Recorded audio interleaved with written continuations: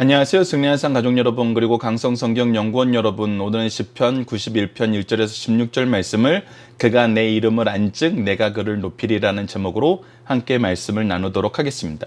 자, 1절부터 함께 봅시다. 지존자의 은밀한 곳, 그리고 전능자의 그늘 아래, 이렇게 시작합니다. 지존자의 은밀한 곳은 어디입니까? 바로 하나님께서 계신 곳입니다. 하나님께서 계신 곳에 거주하며 전능자의 그늘 아래 사는 자요, 전능자의 도우심과 보호하심을 인정하면서 사는 자요라는 것입니다. 즉 이것은 우리가 하나님과 함께하길 기뻐하고 하나님을 인정하면서 그를 의지하면서 사는 삶을 즐거워하는 사람들의 모습을 얘기해주고 있습니다. 우리의 본질적인 모습은 무엇이냐면 하나님과 함께하길 기뻐한다는 것입니다. 하나님을 의지하길 즐거워한다는 것입니다. 그래서 이런 사람들은 어떤 고백을 하냐면, 나는 여호와를 향하여 말하기를 그는 나의 피난처요 나의 요새요 내가 의뢰하는 하나님이라 하리니 라고 얘기하고 있습니다. 오직 하나님만이 나의 피난처 되십니다. 나를 건지시고 나를 보호해 주실 수 있는 분은 오직 하나님이십니다. 그가 나의 요새됩니다. 어떤 공격도 우리가 하나님 안에 있을 때에는 어려움이 없고 두려움이 없는 완전한 안식 안에서 우리가 거하게 됩니다. 이것이 바로 하나님이 우리에게 보여주시는 요새의 모습입니다. 그리고 우리는 하나님만 의뢰합니다. 우리가 다른 것을 의뢰할 때는 넘어질 수밖에 없습니다. 다른 것을 의지했을 때는 실패할 수밖에 없어요. 그러나 오직 하나님을 의뢰할 때 우리는 승리하는 삶을 살게 됩니다. 우리는 완전한 은혜 가운데 구원 얻는 삶을 살게 됩니다. 자, 이것을 구체적으로 보여주는 것이 바로 3절 이하입니다. 3절부터 봅시다. 이는 그가 너를 새 사냥꾼의 올무에서와 심한 전염병에서 건지실 것이미로다. 우리의 피난처 되심을 바로 이렇게 표현하고 있습니다. 우리는 새 사냥꾼의 올무에 빠질 수밖에 없는 연약한 존재이고 우리를 잡으려는 자들이 사방에 깔려 있습니다. 그러나 우리가 하나님이 나의 피난처 되셨을 때는 이러한 곳에 빠지지 않도록 우리가 안전하게 거할 곳을 마련해 주십니다.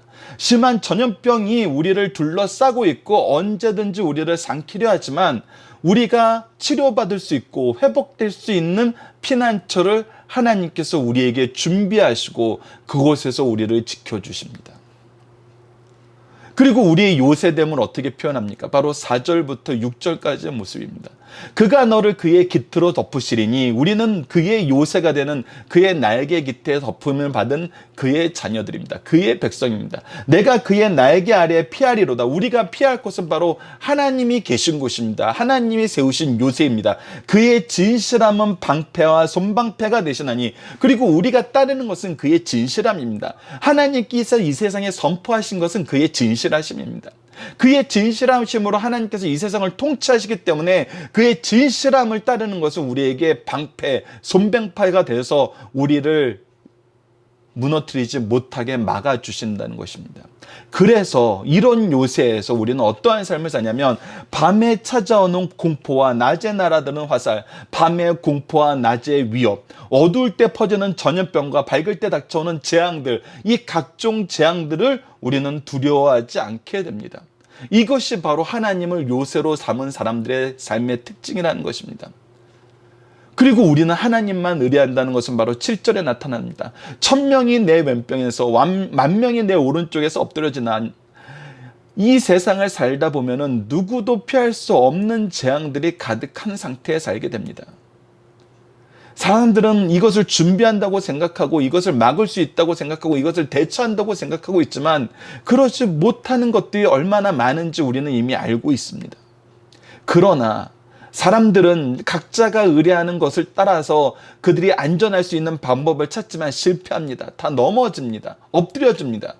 그러나 우리는 누구를 의지합니까? 누구를 의뢰합니까? 하나님을 의지합니다. 하나님을 의뢰합니다. 그래서 이 재앙이 우리에게, 내게 가까이 하지 못한다고 우리에게 분명히 가르쳐주고 있습니다. 일반적으로 우리가 갖는 모든 재앙이나 어려움들, 우리가 어떤 과정을 통해서 겪게 됩니까? 우리가 하나님을 나의 피난처요 요새요 의뢰할 자로 삼았을 때 세상은 그것을 싫어합니다. 세상은 자기들과 같지 않음을 미워합니다. 그리고 사탄들은 오히려 하나님과 우리가 분리되어서 우리도 함께 멸망의 자손들이 되는 것을 즐거워합니다. 그래서 끊임없이 우리를 유혹하고 끊임없이 우리를 핍박하고 끊임없이 우리를 공격하는 삶을 삽니다. 그러나 하나님은 여전히 우리의 피난처가 되시고 요새가 되시고 우리가 의뢰할 때 반드시 응답하시는 하나님이 되셔서 우리를 보호하십니다. 우리를 지키십니다. 그리고 동시에 무엇을 이루십니까? 8절입니다. 오직 너는 똑똑히 보리니 악인들의 보응을 내가 보리로다. 무엇입니까? 하나님의 통치입니다. 하나님의 구원이 나타났다면 하나님의 통치를 통한 심판이 분명히 나타납니다. 하나님의 구원과 심판, 이거는 성경이 우리에게 계속 가르쳐주는 중요한 주제들입니다. 그리고 이것을 우리로 하여금 분명히 보고 확인하게 하십니다.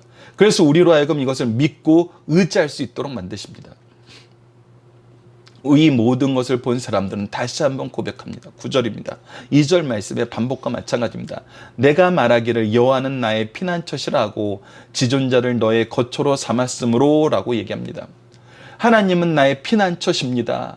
지존자가 나의 거처입니다. 나는 하나님과 함께하는 것이 즐겁습니다. 하나님과 함께하는 삶이 내 삶의 가장 완성된 모습이고 안전한 모습이고 참된 평화와 기쁨이 있는 모습입니다. 라고 고백하는 겁니다. 그랬을 때 다시 한번 우리에게 보여줍니다. 화가 내게 미치지 못하며, 하나님께 피했을 때는 어떤 화도 미치지 못합니다. 재앙이 내 장막에 가까이 오지 못하리니 재앙이 우리 가까이 오지도 못합니다. 왜? 이곳은 하나님의 영역입니다. 하나님의 통치가 이루어지는 곳이고 하나님이 지키시고 하나님이 보호하시고 하나님이 기르시고 하나님이 높이는 곳입니다. 그리고 분명히 이야기입니다. 11절. 그가 너를 위하여 그의 천사들을 명령하사 내 모든 길에서 너를 지키게 하심이라. 하나님께서 왜 천사들을 만드셨습니까? 천사들은 하나님의 종으로 우리를 돕기 위해서 만들었습니다. 하나님께서 우리를 높이기 위해서 만드셨습니다. 하나님께서 우리를 보호하시기 위해서 만드셨습니다. 그래서 그 천사들에게 명령하여서 항상 우리를 위해서 일하게 하십니다. 12절 말씀 우리에게 굉장히 익숙한 말이죠. 12절 말씀, 그들의 손으로 너를 붙들어 발이 돌에 부딪히지 아니하게 하리로다. 이 말씀 우리가 어디서 들었습니까? 바로 예수님께서 광야에서 40일간 금식하신 후에 사탄이 유혹했을 때 예수님께서 돌로 떡을 만들어 먹으라 그랬을 때, 기록되었을 때, 그러면서 사람이 하나님의 말씀으로 살아야 된다고 얘기했을 때 사탄은 예수님이 기록되었을 때라고 얘기하는 것을 보고 자기도 성경에 기록된 말씀으로 예수님에게 성경에 기록된 대로 한번 해봐 라고 하면서 성전 꼭대기에 데리고 올라가서 뛰어내리라 그럽니다. 그랬을 때 하나님께서 너를 언제나 지켜주신다 그랬으니까 천사들을 보내서 너를 보호해 주실 거잖아. 바로 이 말씀에 이렇게 기록되어 있잖아. 시편 91편 12절에 기록되어 있잖아 라고 얘기하면서 이 말로 예수님을 시험하려고 합니다. 그랬을 때 예수님은 어떻게 합니까? 신명기 말씀을 통해서 기록되었을 때 하나님 여호와를 시험하지 말라 기록되어 있는데 네가 하는 것은 시험하는 일이다. 그래서 이 말씀을 통해서 우리가 분명히 아는 것은 무엇이냐면 이 말씀은 하나님께서 약속하신 말씀이고 항상 이루시고 지키시는 말씀입니다. 왜? 하나님께서는 그 약속을 신실하게 지키는 성실하신 분이기 때문입니다. 거짓말할 수 없는 분이기 때문입니다. 그래서 우리는 이 말씀을 믿고 나아가는 것입니다. 믿고 나아갈 때 하나님께서는 우리에게 이 일을 성취시키십니다. 특히 하나님은 우리가 어떨 때 이 말씀을 주셨습니까? 우리가 여호와를 내 피난처로 인정하고 우리의 지존자와 함께하는 것을 즐거워하는 삶을 살 때, 우리가 하나님과 함께 있는 것이 즐겁습니다. 기쁩니다. 저는 하나님을 의지하는 삶을 사는 것이 내 삶의 행복이 되고 내 삶의 능력이 되고 내 삶의 이유이고 내 삶의 방향입니다 라고 얘기했을 때 하나님은 우리를 철저하게 보호하신다는 것입니다. 그리고 더 나아가서 13절까지 이루게 하십니다. 내가 사자와 독사를 밟으며 젊은 사자와 뱀을 발로 누리로다. 사자와 독사는 무엇입니까? 우리를 위협하는 것들의 대표입니다. 그런데 우리가 이것을 어떻게 한다 그럽니까? 밟은다 그럽니다. 우리의 원수들을 우리가 이길 수 있도록 만드신다는 겁니다. 우리가 그들을 제어할 수 있도록 만드신다는 것입니다. 우리가 그들을 통해서 오히려 환난과 핍박 중에 있지만 하나님께서는 우리를 어떻게 만드시냐면 우리를 지키고 능력 있게 하시고 하나님의 뜻을 이루게 하심으로써 그들을 통제하고 그들을 다스리게 하신다는 것입니다. 여러분들, 이것은 어떻게 이루어지는 거라고요? 바로 우리가 하나님을 나의 피난처요, 나의 요새요, 내가 의뢰하는 분입니다라고 고백하고 이 삶이 내 삶의 중심이 되었을 때, 여러분, 이건 너무나 놀라운 선물입니다. 우리가 일반적인 세상에서 무엇을 얻는 과정을 보십시오. 어떤 부분에 대해서 보상을 받는 과정을 생각해 보십시오. 우리가 누구와 함께 있는 것이 즐거움으로 받는 보상이 있습니까? 오히려 우리가 세상의 유명인들하고 함께 만나고 함께 식사하기 위해서 어떻게 하는 것을 봅니까? 오히려 돈을 지불하는 것을 보게 되죠. 그러나 하나님께서는 우리가 하나님과 함께 있는 것을 기뻐하고 그를 인정하고 시인하고 의지했을 때, 즉 그를 믿었을 때, 신뢰했을 때 어떻게 하신다는 것입니까? 모든 것으로 우리를 풍족하게 하시고 우리를 통해 하나님의 통치를 이루길 기뻐하신다는 것입니다. 그것을 결론적으로 다시 한번 강조해 주시는 말씀이 14절에서 16절입니다. 하나님이 이르시되 그가 나를 사랑한즉, 우리가 한 것은 하나님을 사랑한 것뿐이 없습니다. 그런데 하나님은 어떻게 합니까? 내가 그를 건지려, 우리를 건져주십니다. 그가 내 이름을 안즉, 우리는 그 이름 알고 그 이름과 함께하길 기뻐할 때 내가 그를 높이리라. 하나님이 우리를 높여주셨습니다. 그의 자녀 삼아주시고 그의 백성 삼아주시고 그의 역사의 주인공으로 우리를 세워주신다는 것입니다. 그가 내게 간구하리니 내가 그에게 응답하리라. 우리가 기도할 때 들어주신다는 것입니다. 우리가 그에게 외칠 때 그는 우리를 향하여 그의 얼굴을 돌리고 우리를 향하여 그의 말씀과 은혜를 주신다는 것입니다. 그들이 환날 당할 때 내가 그와 함께하여 그를 건지고 영화롭게 하리라. 우리가 환난 중에 있을 때, 재앙 중에 있을 때 우리를 외롭게 놔두시는 것이 아니라 여전히 그곳에서도 우리의 피난처 되시고 요새 되시고 우리의 의지할 분 되신다는 겁니다. 그리고 우리를 건져 하나님의 영광에 들어가게 하신다는 것입니다. 그의 영광을 비추는 삶을 살게 하신다는 것입니다. 그의 영광을 세상에 보이는 삶을 살게 하신다는 것입니다. 16절에 더 나아가서 어떻게 합니까? 내가 그를 장수하게 함으로 그를 만족하게 하며, 우리가 잘되고 장수하는 삶을 산다는 것은 성경에서 자주 우리에게 나타나는 것입니다. 하나님께서 그 언약 안에서 우리를 축복하실 때 나타나는 축복의 내용들입니다. 우리는 그 안에서 만족함을 얻습니다. 참된 만족함을 얻습니다. 나의 구원을, 하나님의 구원을 우리에게 보이신다고 얘기하고 있습니다. 참된 만족과 구원의 역사, 이것을 소유한 삶의 모습, 여러분들, 이것이 얼마나 놀라운 삶인지 우리는 알고 있잖아요.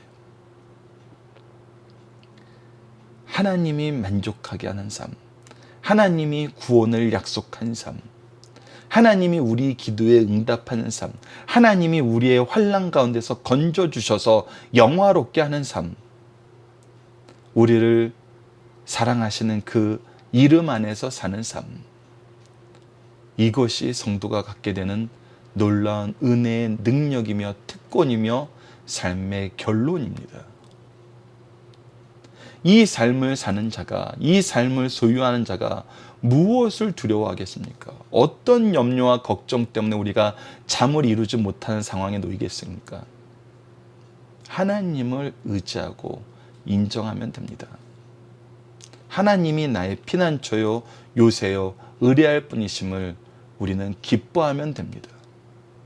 모든 것은 하나님께서 그 안에서 선을 이루게 우리를 지도하시고 그의 사랑 안에서 우리가 넉넉히 이기게 하신다는 것을 우리는 다시 한번 생각하고 감사할 수 있는 그런 시간이 되었으면 합니다.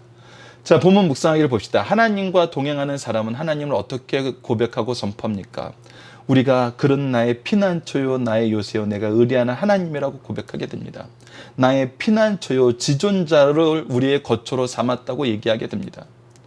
그랬을 때는 하나님께서 우리를 지키신다는 것입니다. 우리를 이 말씀이 이루어지는 삶을 살게 한다는 겁니다. 우리가 4, 5, 6절을 통해서 봤던 것처럼 4, 5, 6, 7, 8절을 통해서 봤던 것처럼 어떻게 우리의 피난처가 되시는지, 우리의 요새가 되는지, 어떻게 우리가 하나님을 의뢰했을 때 우리에게 어떤 삶이 나타나는지 분명히 보여줍니다. 자, 그것이 이제 두 번째 문제입니다. 이 고백의 참됨을 우리는 어떻게 경험하냐는 것입니다. 우리를 건지시는 하나님의 역사를 본다는 것입니다. 우리를 두렵지 않게 지키시는 하나님의 역사를 본다는 것입니다. 온 사람들은 다 쓰러지지만 우리는 이 재앙이 우리를 가까이 하지 못하는 삶을 보게 된다는 것입니다. 다시 한번 얘기하지만 우리의 피난처가 되고 우리의 요새가 되고 우리가 의지했을 때 보여주는 참된 보호하심을 우리에게 보여준다는 것입니다. 동시에 무엇을 보여줍니까? 악인들의 보응을 우리로 하여금 보게 합니다. 그래서 하나님께서 통치하심을 우리가 분명히 알게 되고 이 통치 안에서 구원과 심판이 분명히 있음을 보게 됩니다. 그리고 우리를 돕기 위해서 천사들을 명령하여서 우리를 꼼꼼하게 지켜주시는 걸 보게 됩니다. 우리를 세밀하게 관리해 주시는 걸 보게 됩니다. 그리고 우리로 하여금 이 원수들까지도 이기고 제어하는 하나님의 능력을 우리가 보게 하시는 것이 바로 13절의 내용이었습니다. 하나님은 우리의 고백을 들으시고 무엇을 선언합니까? 우리는 하나님처럼, 하나님이 우리를 사랑하는 것처럼 하나님을 사랑할 수 없습니다. 우리는 단지 그를 의지했을 뿐입니다. 우리가 이 하나님을 의지하는 것을 하나님은 어떻게 이야기해 주셨냐면 그가 나를 사랑했다라고 인정해 줬다는 겁니다.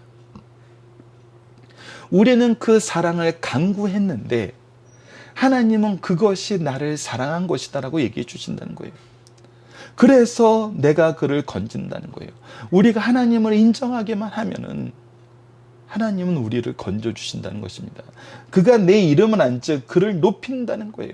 우리가 하나님의 이름을 인정하고 시인하고 의지했을 때 하나님께서는 우리를 들어서 그의 자녀로 그의 유업을 상속받을 상속자로 쓰기를 기뻐하신다는 것입니다. 그래서 우리가 기도했을 때 응답하십니다. 우리가 환난을 당할 때 내버려 두지 않고 우리와 함께하며 건지고 영화롭게 합니다. 우리를 장수하게 하고 만족하게 해서 하나님의 구원을 우리에게 보이시고 우리가 이 구원을 세상에 보일 수 있도록 우리를 영화롭게 하신다는 것입니다. 이 얼마나 놀라운 삶입니까? 이것이 성도의 삶입니다. 자, 본문의 중심 사상을 보도록 하겠습니다. 시편 제4권은 대부분 시제와 표제가 없습니다. 시편 91편도 그 중에 속합니다. 시편 91편은 언제 누가 어떤 동기에서 쓴 시인지 알 수 없으나 저장 목적만은 분명합니다. 시편 91편의 저장 목적은 선민, 성도들이 어떤 위기 가운데 있더라도 하나님은 성도의 피난처예요. 그 안에서 평안을 누리게 함을 소개해주고 있습니다. 그리하여 이 세상뿐 아니라 저 영원한 세상까지 보장해 주시는 하나님의 약속을 믿고 고백하게 만듭니다. 우리가 의지할 분은 오직 하나님임을 고백하게 만듭니다. 그러므로 이 시는 교훈시 혹은 신앙시라기보다는 약속의 시라고 할 수 있습니다. 너희가 나를 불렀을 때, 너희가 나를 의지했을 때 내가 너희에게 이렇게 해주겠다는 거예요. 우리가 받을 복을 말씀하시고 이 약속을 성취하시는 말씀이라는 것입니다. 시편 91편은 두 부분 1절에서 13절과 14절에서 16절로 구성되어 있습니다. 1절에서 13절은 신앙인의 확신과 그 삶을 그리고 있고 그 안에서 91편은 지존자이신 하나님을 피하면 얼마나 안전한지 말해주고 있습니다. 1, 2절이 성도들은 내 안전한 피난처인 하나님을 우리가 고백하는 내용이 기록되어 있고 3절부터 10절이 이 고백 안에서 우리를 어떻게 지키시는지 침해할 수 없는 성도의 안전함을 소개해주고 있고 그리고 우리가 성도들이 이 위기에서 보호받고 이 위기 안에서 오히려 권능을 행사하게 되는 것을 우리에게 보게 하십니다. 그리고 14절에서 16절은 신앙인들에게는 영광스러운 특권이 있음을 보여주는데 첫 번째는 하나님이 우리를 높이십니다. 두 번째는 우리의 기도에 응답하십니다. 세 번째는 우리를 장수케 하십니다. 이것이 우리가 누리는 특권이라는 것입니다. 자, 본문의 중심 사상을 봅시다. 첫 번째, 하나님은 성도들의 은신처가 되십니다. 우리의 피난처가 되시고 우리의 완전한 거처가 되시는 분은 오직 하나님입니다. 그래서 우리의 가정과 교회가 너무 소중한 거예요. 하나님께서 그의 임재의 상징으로 그의 통치의 영역으로 분명하게 선언한 것이 바로 가정과 교회인 것입니다. 그래서 이 가정과 교회에서 우리는 하나님이 우리를 어떻게 보호하시는지 그것을 미리 경험하고 이 경험을 가지고 우리가 세상에 나가서 세상 사람들이 하나님의 은혜를 우리가 전할 수 있는 것입니다. 그래서 세상 사람들로 하여금 이 온 세상을 하나님이 통치함을 보게 만든다는 겁니다. 그래서 우리의 가정과 교회는 이것을 먼저 경험하고 이것이 참됨을 드러내는 하나님의 역사가 있는 공간이라는 것입니다. 두 번째, 하나님의 보호는 원수들의 공격보다 강함으로 결과적으로 승리한다는 것입니다. 이것은 성경이 우리에게 끊임없이 보여주는 것입니다. 세상의 강한 자들도 하나님 앞에서는 아무런 위력이 없습니다. 하나님의 뜻 안에서 그들의 높고 낮음이 결정되는 것은 이미 우리가 아는 바입니다. 그래서 우리가 의지할 분은 오직 누구시냐면 하나님밖에 없다는 것입니다. 하나님을 의지했을 때만이 승리가 확정된다는 것입니다. 우리가 다른 것을 의지했을 때 하나님의 심판으로 말미암아 오히려 패배하게 됩니다. 우리가 심판을 자처하는 사람이 되기보다는 하나님을 의지함으로 항상 승리하는 삶을 살아야 됩니다. 세 번째, 하나님의 보호 아래에 있는 성도들은 세 가지 특권이 있다는 것입니다. 앞에서 말씀드렸던 것처럼 13절에서 16절 말씀을 통해서 14절에서 16절 말씀을 통해서 드러난 겁니다. 첫째, 하나님이 사랑하실 때 겸손히 자기를 낮추면 하나님이 우리를 높이신다는 겁니다. 둘째, 하나님께 기도할 때 들으시고 응답하신다는 것입니다. 셋째, 하나님의 뜻을 수행하면 장수하게 된다는 것입니다. 자, 본문 다지기를 봅시다. 시인은 하나님을 어떻게 고백하고 있습니까? 하나님은 나의 피난처요, 요새요, 의지할 자신다. 의뢰할 자이라고 우리는 고백합니다.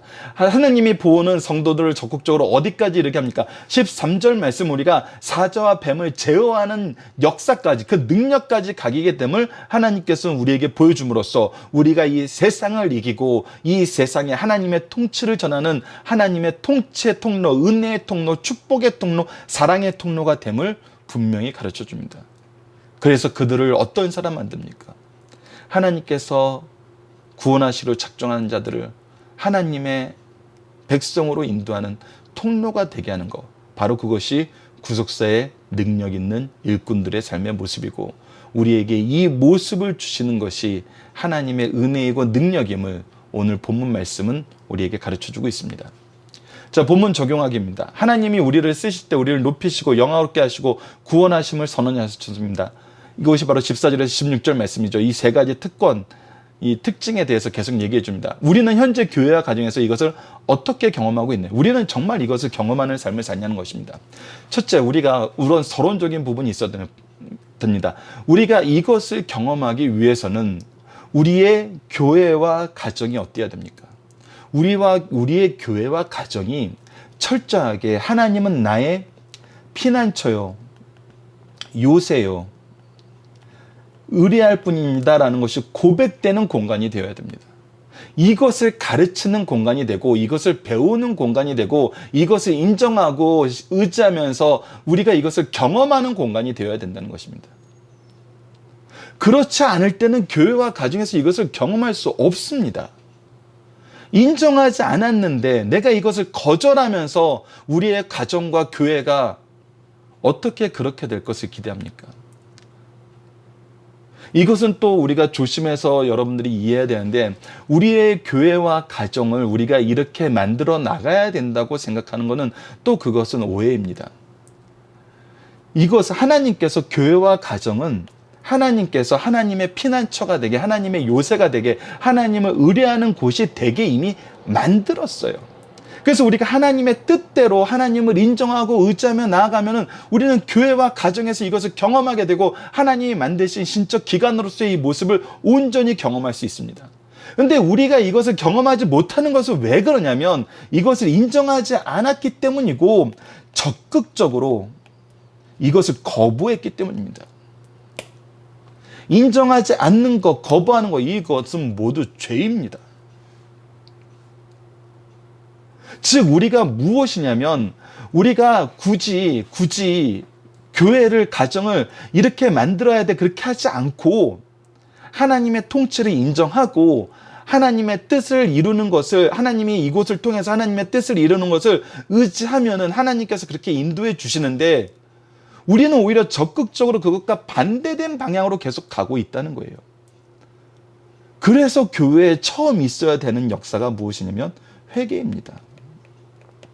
돌이키는 거예요, 다시.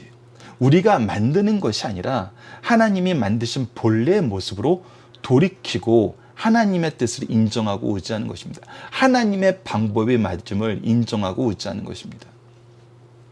그래서 우리는 하나님의 뜻에 순종하는 삶을 사는 것입니다. 무엇인가를 우리가 이루는 것이 아니라 순종하는 것입니다. 그랬을 때 우리는 하나님의 통치 안에서 온전히 이것을 경험하게 됩니다. 그래서 이곳에서 뭐 하게 됩니까? 하나님의 이름을 부름을 기뻐합니다. 무엇하는 것입니까? 찬양이 넘치는 삶을 삽니다. 기도하며 응답한다고 했습니다. 이곳에서 우리가 기도하게 됩니다. 하나님의 안에서 장수하게 된다고 했습니다. 우리가 무엇을 하면서 장수하는 겁니까? 그의 말씀과 함께 하면서 장수하는 것입니다. 즉 찬양이 넘치고 기도가 이루어지고 말씀 안에서 사는 것입니다. 그래서 우리에게 이곳에 주신 은사를 가지고 하나님의 의를 이루기 위해서 쓰고 직분을 가지고 하나님이 우리에게 맡기신 이 교회 하나됨을 위해서 사용하고 우리에게 주신 사명을 통해서 구속사의 역사를 이루는 것입니다.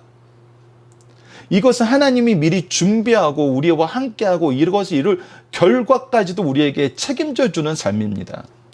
그 안에서 우리에게 성령의 열매가 맺어지게 되는 것입니다. 우리의 삶의 태도가 팔복과 같은 삶의 태도를 갖게 되는 것이고 우리가 하나님의 뜻을 즐거워하는 삶을 살게 되는 것입니다. 이것은 우리가 순종하고 의지하면 됩니다. 제발 부탁드리고 싶은 것이 무엇이냐면 때로는 내가 뭔가를 잘해보겠다 그러면서 하나님의 뜻과 반대되는 것을 행할 때가 너무나 많습니다.